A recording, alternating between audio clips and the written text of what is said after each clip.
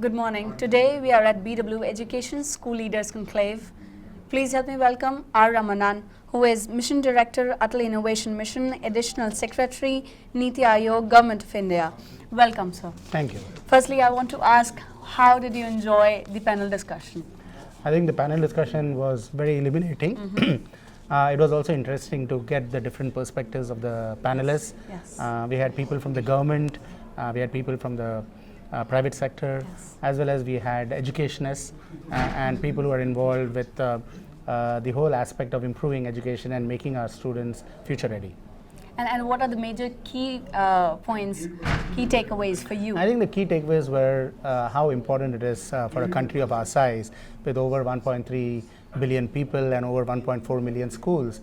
We have 150 million students entering into the workplace, and we are living in a world that is changing very quickly with technology. Change is the only constant, and we are in a connected world. So how do we ensure that our children become future ready? And there were many takeaways as to how the government plays a very important role.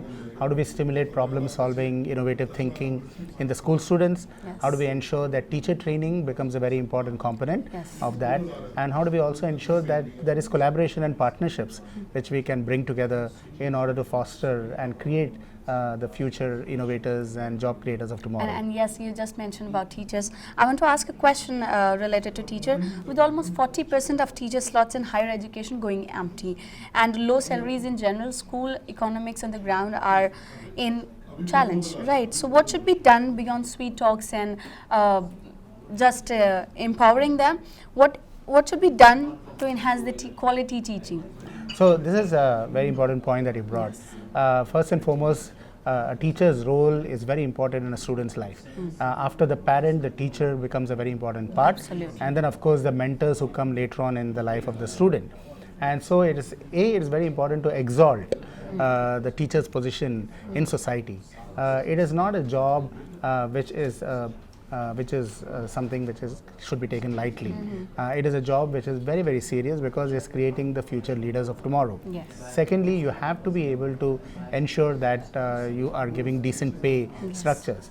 More importantly, teachers need a very good training mechanism, and here digital technology can play a very important role in ensuring that distance learning, self-learning tutorials, the internet, mobile technologies, all of these can be leveraged very effectively for bridging the gap that the teachers may have in their students, in their learning.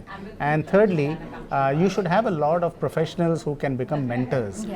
So we at Atal Tinkering Labs have initiated something called Mentors of Change, Mentor India Network. Over 10,000 mentors have registered voluntarily to help, and these are professionals who have achieved something in their personal life and professional life, and they can be a big help in bridging the gap. That is a very noticeable thing.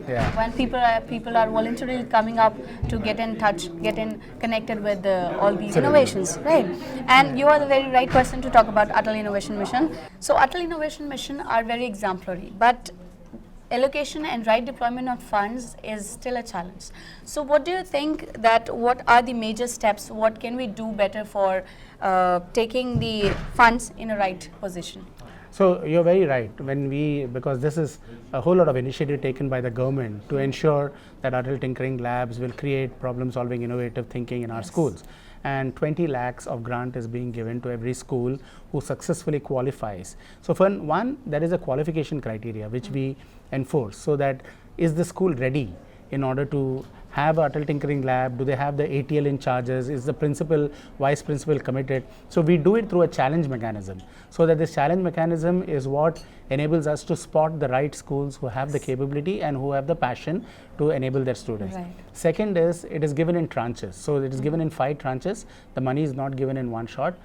So there is a progressive analysis of whether the schools are utilizing the grant effectively or not.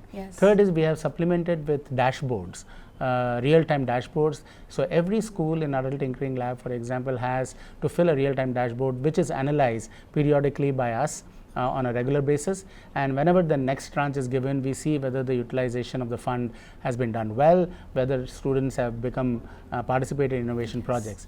And finally, we have third-party reviews which are being done, so that these third-party reviews will give us an independent view of the utilization of the labs and the effectiveness of the outputs and the outcomes. We have very clear outcome parameters and dashboards. So school also knows that this is what they should aspire for. We also know whether they are meeting that gap. So yes, many steps are required in order to ensure that the allocation of fund happens. We are also now soliciting corporates and states to participate in this so that they can make contributions to set up community tinkering labs and tinkering labs at the state level. Yes. Thank you so much, R. Ramanan, for being in the conversation with BW Education. Thank you so much. Thank you. It's a pleasure, and I think BW Education is doing a great job in promoting awareness as well as promoting a dialogue on this very important subject. Thank you. Thank you so much. Thank you.